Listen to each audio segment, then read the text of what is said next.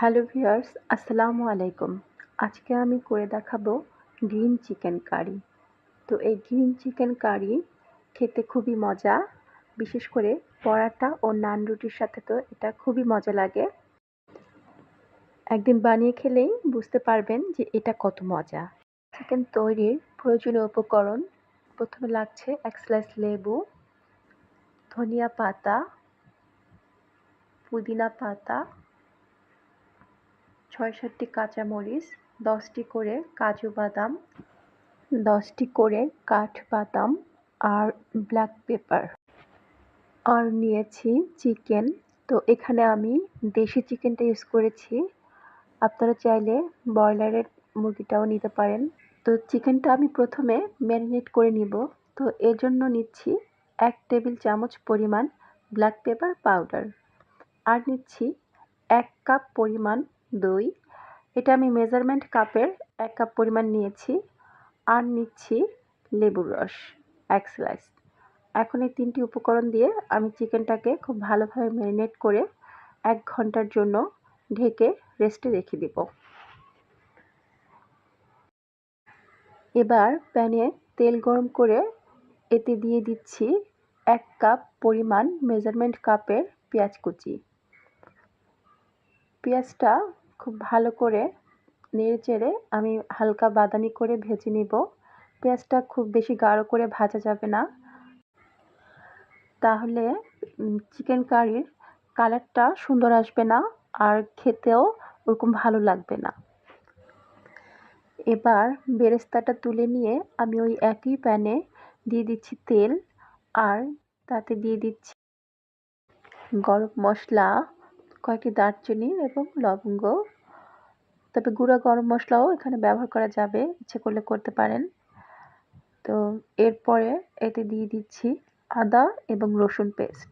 এখানে 1 টেবিল চামচ রসুন এবং হাফ টেবিল চামচ পরিমাণ আদা ব্যবহার করা হয়েছে। মোট 1.5 টেবিল চামচ আদা রসুন ব্যবহার করা হয়েছে। আর দিয়ে দিচ্ছি 1 টেবিল চামচ পরিমাণ ঘি।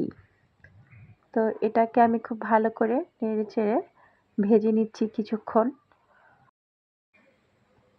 এটা যখন এরকম ভাজবেন তখন খুব সুন্দর একটা গন্ধ পাবেন। আমি কিন্তু আদা রসুনের খুব সুন্দর একটা ঘ্রাণ পাচ্ছি ঘিয়ের সাথে। তো এখন এটা দিয়ে দিচ্ছি ম্যারিনেট করা চিকেন। তো আদা রসুনের সাথে এটাকে খুব ভালো করে একটু নেড়েচেড়ে কিছুক্ষণ ভেজে নিয়ে এতে দিয়ে দিচ্ছি কাজু ও কাঠবাদামের পেস্ট। আর এখানে অ্যাড করে দিচ্ছি ধনিয়া পাতার পেস্ট, পুদিনা পাতার পেস্ট আর কাঁচামরিচের পেস্ট। তো এই 3টি উপকরণ খুব ভালো করে মিশিয়ে নিচ্ছি আমি নেড়েচেড়ে।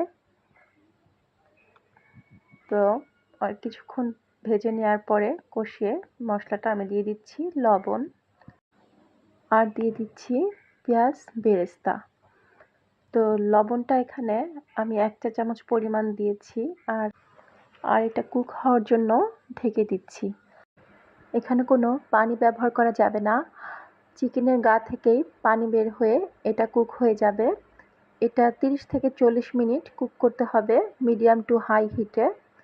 আর এর ফাঁকে ফাঁকে এটাকে নেড়ে দিতে হবে, না হলে এটা নিচ থেকে লেগে যেতে পারে। এটা কুক করার সময় আমি অফ ক্যামেরায় অনেকবার নেড়ে দিয়েছি যেন লেগে না যায়। চিকেন কষে পানি শুকিয়ে তেল উপরে উঠে আসলেই বুঝতে হবে চিকেনটা কুক হয়ে গেছে। রেসিপিটা বুঝতে কোনো সমস্যা হলে এর ডেসক্রিপশন দেখে নেবেন, সেখানে সমস্ত ইনগ্রেডিয়েন্টস এবং এর পরিমাণ দেয়া থাকবে। তো এই ছিল আজকের গ্রিন চিকেন কারি রেসিপি। রেসিপিটি ভালো লাগলে একটা লাইক করবেন, কমেন্ট করে জানাবেন। আর এরকম ভিডিও আরও পেতে চাইলে চ্যানেলটি সাবস্ক্রাইব করে দিবেন। তো ভালো থাকবেন। আল্লাহ হাফেজ।